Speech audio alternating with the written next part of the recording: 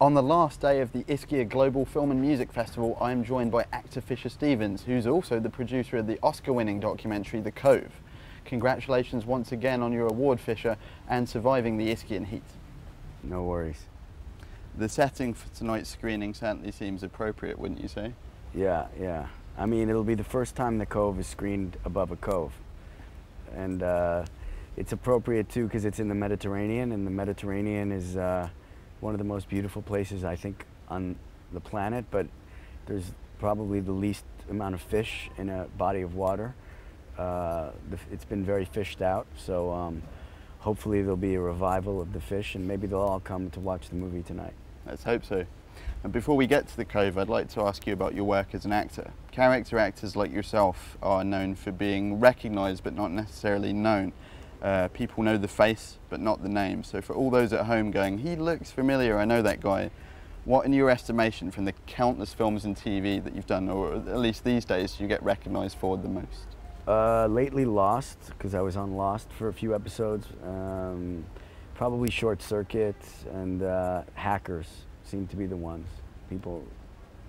For those not familiar with the name, did your mum ever tell you why she chose the name Fisher? I was born Stephen Fisher, actually, and then because I was an actor, there was a guy named Stephen Fisher, so they said I had to change my name, so I just reversed it. But I was always Fish my whole life, so. As a nickname? As a nickname, I was Fish, yeah, so it was easier. Before writer-director Gary Winnick went mainstream and inflicted the likes of Bride Wars upon audiences, he was my great white hope for indie cinema in the early 2000s. Now, Fisher, you worked with Gary on two of his early, brilliant, low-budget digital films. Tell us about Gary and the work you did together. Gary, I was the artistic director of a theater company in New York called Naked Angels, and Gary came and saw a couple of our plays, and I met Gary, and I just started directing, and I was directing a short film, and I needed an editor, and Gary edited my short film. It was called Phineas. And we got to be very close, obviously being in an editing room together. And it was a great relationship. And we made Sam the Man, which was the first digitally fully shot with a small camera in the United States. We were very inspired by Festen, the film Festen, part of that Dutch film movement. Yeah, the Dogma. The Dogma film movement. And we decided to try to do it in the United States, and we did, with many actors from the theater company. So we made Sam the Man, and Sam the Man then kind of, Gary started a company after that called Indigent, where they made a lot of digital films. Gary and I tried to make a company together, but I had a company called Green Street, and unfortunately we didn't get to work together, but we became great friends. And then Gary went on to do Tadpole, which kind of launched his Hollywood career, and he's been making bigger Hollywood movies ever since. But it'd be nice if he comes back and does a small one. Maybe we'll do something together. Yeah, I certainly hope so.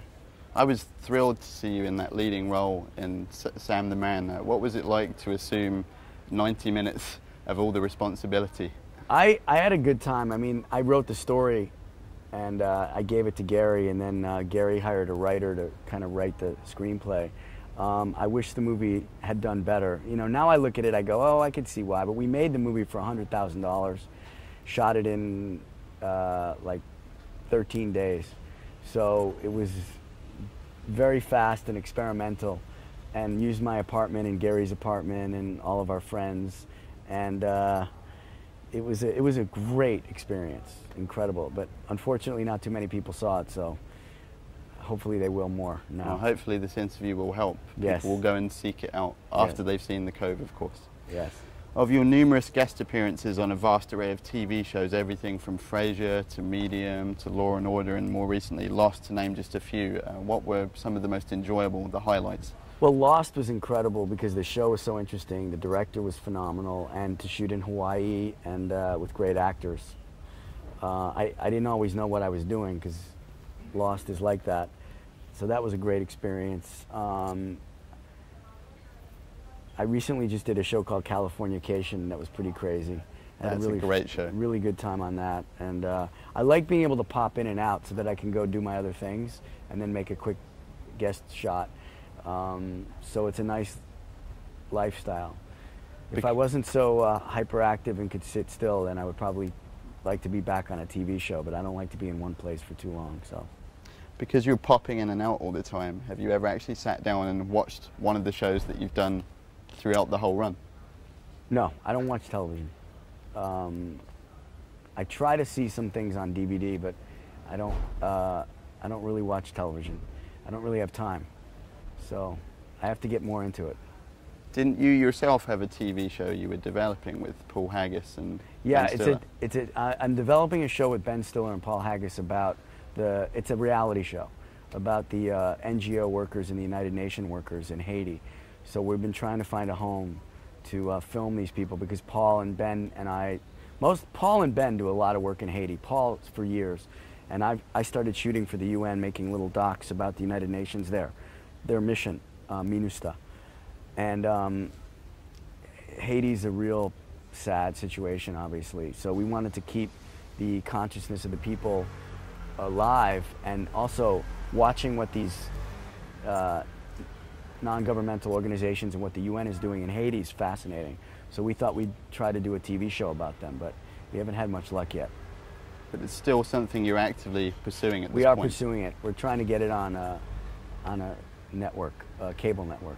It seems like a really unusual threesome, you, Haggis, and Ben Stiller. Yeah, well... Do you go way back with those guys? With Ben, I've known for forever. Paul, I met in... I met Paul because my friend Matt Dillon was in Crash, so I met Paul when Matt was doing Crash. And then Paul, I've seen in Ischia a few times, so we kind of got to know each other in Ischia. You just mentioned Matt Dillon. You worked with him on Factotum. I'm a big fan of that film and you in it. And also your work on films like Bob Roberts and Kill the Poor. What are some of the more memorable roles for you? Kill the Poor was just like, I don't remember it.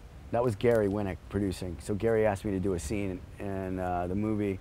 But Alan Taylor is a really good director. He directs a lot of The Sopranos, and he's really interesting. So that was interesting working with him. And Matt and I have worked together on 3 movies: Flamingo Kid, Bloodhounds of Broadway, and Factotum. And I love Bukowski and loved working with Matt.